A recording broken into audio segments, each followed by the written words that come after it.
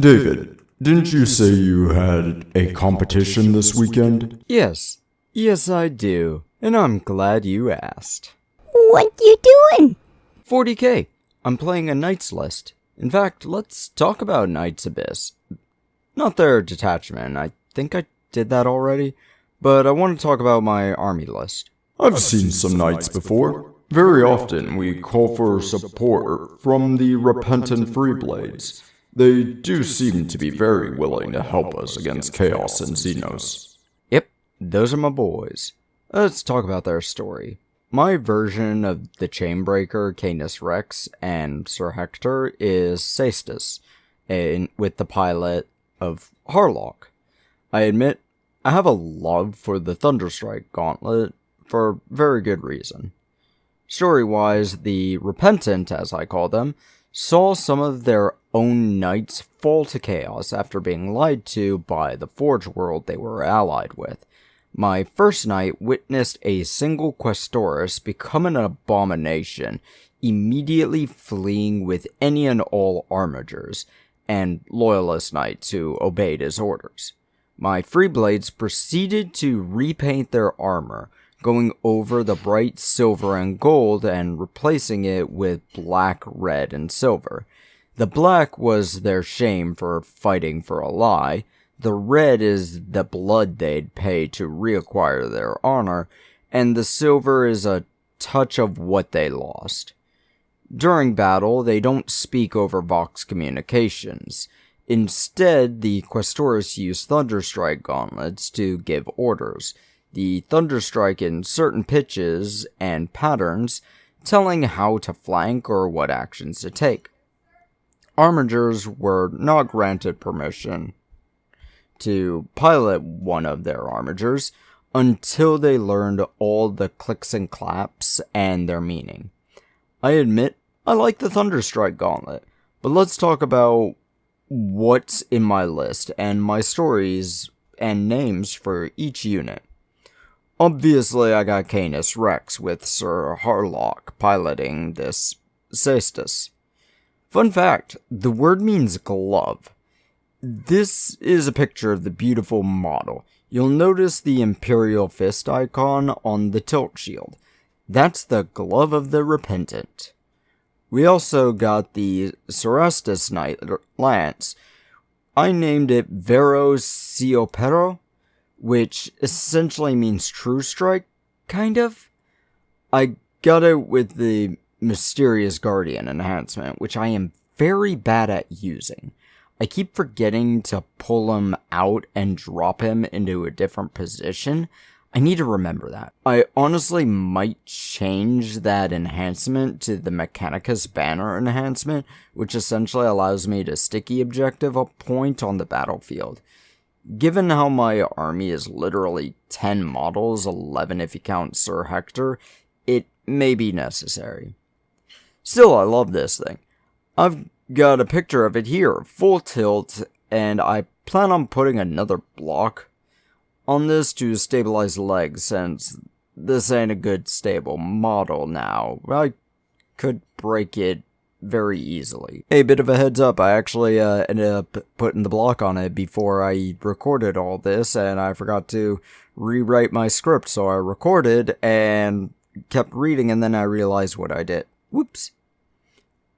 Of course, I got two more characters. Imperial agents are technically an army that's very worthless as an army. Their major thing is being added to Imperial armies, which I find myself maining as a 40k faction. I've got two in this army. Now you can have one character and one non-character per 1,000 points of your army. I've only got characters, though, because I couldn't get good use of any of my Inquisitorial agents or Voidsmen at Arms. I did that again, where I screwed up my script by forgetting to add something in, because I did have to add the Voidsmen at Arms, because the cost of a huge portion of my units got reduced. I have Vindicator Assassin, which I use to focus and blast my opponent's Warlord, since I tend to go with Lalo the Tyrant as my army ability. Vindicare I tend to place last just to make sure I get a snipe shot of that warlord. These guys get one shot, but I've had hilarious situations where it nat ones, then on a command reroll, rolling another one. It was honestly hilarious. Annoying, but hilarious. Next up is the Eversor Assassin, which has done damn near absolutely nothing for me. But the whole point of this thing, with its 9-inch scout, is to bum rush in and get a few smacks before, hopefully exploding in a viscera of blood and guts and bone all over everyone in the area. These things also have an ability where they can give themselves bonus abilities to their weapons as well, but I keep forgetting to utilize that too. Insert Alex Jones clip here. I'm gonna be honest with you. I'm kind of retarded.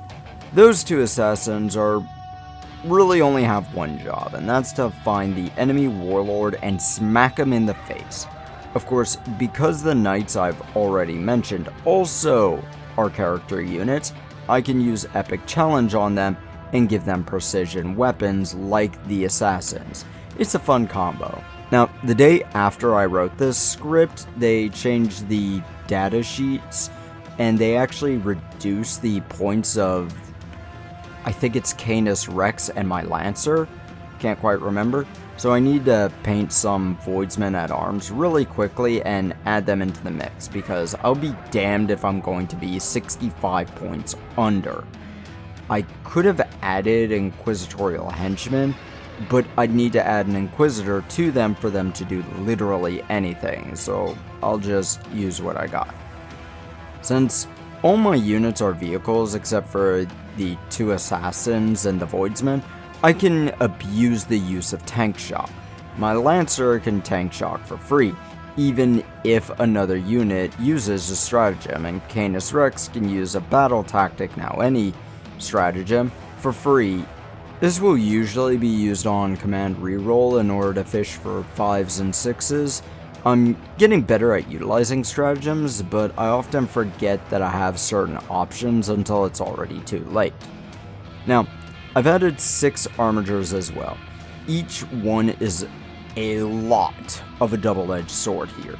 I've got 2 of each. Oh, David, aren't there only 2 armigers?